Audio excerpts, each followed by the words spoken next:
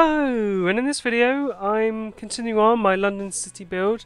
So this is London City Part 2, and I do just a lot of cleaning up work basically.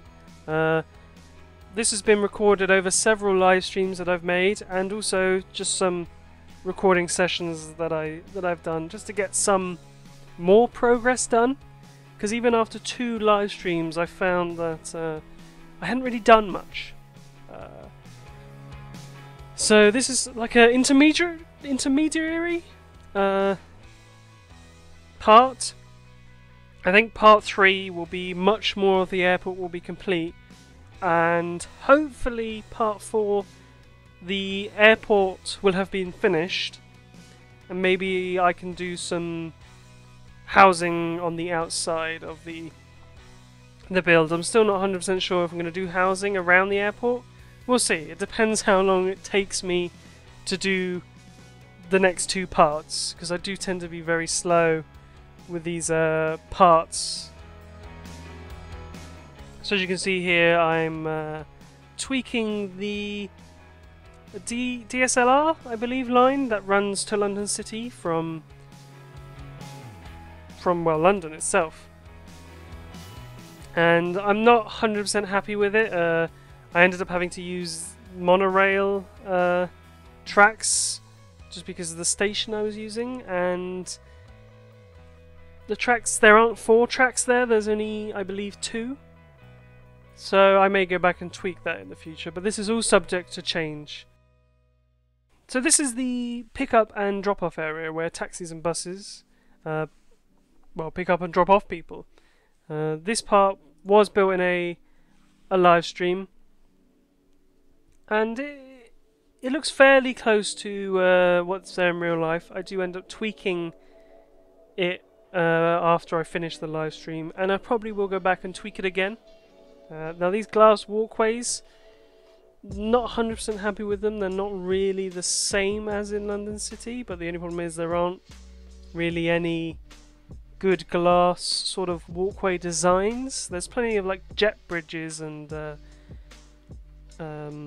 like the taxi rank. Those would be perfect, but they're vanilla and the glass looks terrible, so I ended up using these more nice looking ones. They fit in this area very nicely, even if they don't look 100% like the actual ones there in real life.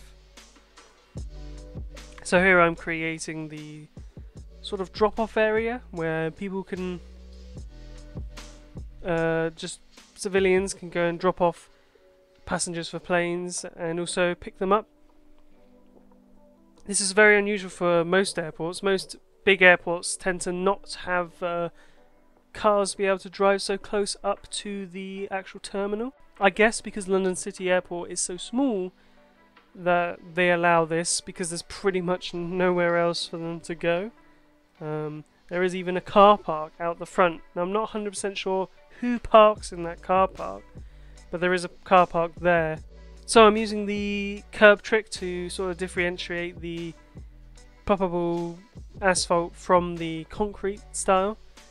Now I've just realised that the concrete is actually slightly different. I'm using the old theme in this live stream footage, but in the cinematics I was using a new theme where the concrete is a bit better. I think I've been using Cedar Valley 4K for the longest time, and it has been pretty nice, but I've always really not liked the concrete with its just how dark it is. I don't mind the lines so much, it's just the darkness of it, and it just doesn't, it looks blue, a tiny bit blue, which is a bit off-putting. So I've switched to using Springwood theme with the satellite LUT to sort of get a custom looking theme and LUT. It looks okay.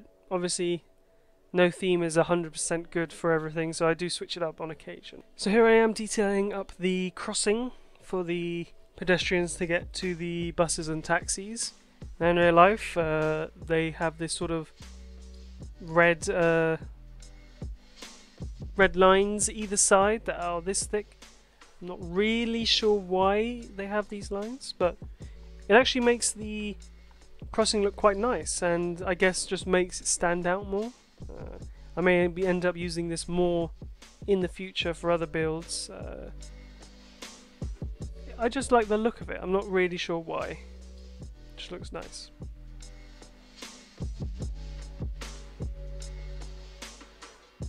And there's a grass part out front with a lot of like a big advert board and basically advertising. I believe it was British Airways the last time I looked on Google Maps. I don't have that prop at the moment. Hopefully I'll get it in the future. We'll see. So as this time lapse is running on, I have a couple of questions for anybody who's watching and knows a lot about London City Airport, or could get pictures of the like airside version. I really want the runway sort of markers, those big light up boxes that show, like they normally say A with an arrow pointing, or B or 1 with an arrow pointing. And I want to see what that is in London City. I've been looking all over the internet and I can't find what they call the runways and what they call the taxiways. So if anyone knows of anywhere I can find this information, or could get a picture or anything, I'd like to know. Please leave a comment in the, or message me on Twitter or Discord or wherever you can. I'd like to know, because I'd like to make it pretty much as accurate as I can. So now for the basically custom car park build that I build up front, I try and copy it as close as I can to begin with, and then realise that this area is way too small compared to real life. Real life is slightly bigger, so they have a tiny bit more room. But it ends up looking fairly close to what it did in real life. A tiny bit different, but there's not much really I can do. The scale on City Skylines is all messed up, so this is as close as I could get. I also end up using King Leno's cement curbs to sort of fill out the whole of the edge of the car park, just to give it sort of raised thing around the edge, and add these bollards on the corners. So this zebra crossing obviously has the traditional British style zigzaggy approach, which warns people that there is a crossing up ahead and that they must give way to people crossing it. I really like the style, maybe because, well, I've grown up with that sort of style, but it just looks interesting. It adds a bit of variance as well to road markings, because road markings tend to be very straight and very organised.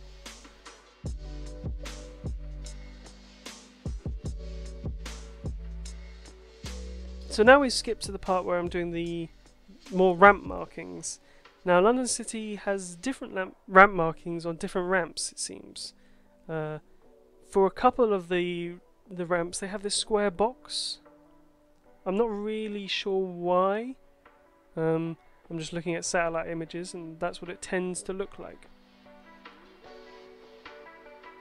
So I put that box there, and I'm zooming in and out just to make sure that it's the correct height off the ground and doesn't get covered by the proppable pavement.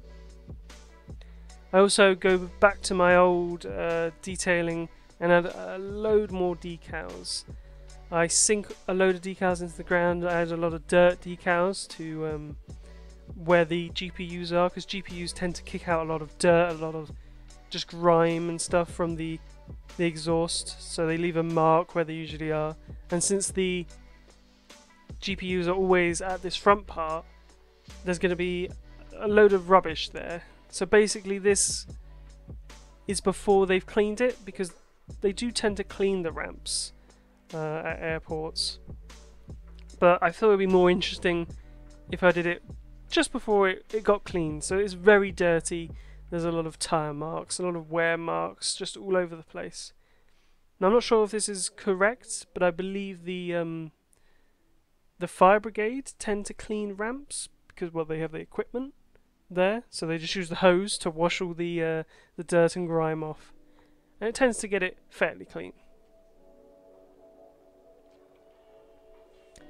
So here I'm sort of testing out the grass sort of style that I'm going to go with. And it ends up looking quite nice with the surface painter and decals and some seaweed decals, which are very nice for grass. Surprisingly enough, the seaweed decals that Ronix made fit really nicely to make an interesting sort of grass pattern. I'd basically try and follow the markings here on the proper pavement as close as I can to real life. I believe in real life here there was a railway, like when this used to be a dock, and that's what that sort of represents right there. So I'm using Vasimir's lines here to get a more accurate representation of the airport markings, and this marking here is to show that there is a live runway in front, so obviously do not cross that line because there is a live runway there. And I use the technique of sinking props into the ground a lot, and I'm thinking that I may go over this entire ramp with expansion joint lines, because in real life this is basically a big concrete slab that's been put together in blocks, but the only problem is it's very unorganized and maybe difficult to set up. I'll see. I may just make it really dirty and leave it at that, but who knows. It could look good with the lines, but I feel like if I'm going to get it accurate, it's going to take ages with all the crazy lines and curves that are there in the concrete. If you just look at London City and look at the ramp, you'll see that it's some crazy stuff going on there, and it's going to be difficult to replicate that. So now we get on to the second live stream. And in the second live stream, I focus on getting the remaining ramps finished, just the general layout of them done, because there are a surprising amount of ramps, and London City has a big amount of planes that they can hold at once. I think it's something like 23 ramps, or something around that number, which is crazy. So I had a lot of basically identical ramps to place, and they did get uneven at times and not exactly the same, but hopefully it looks good enough from the air. But I'll see. I may end up tweaking them and making them the right size.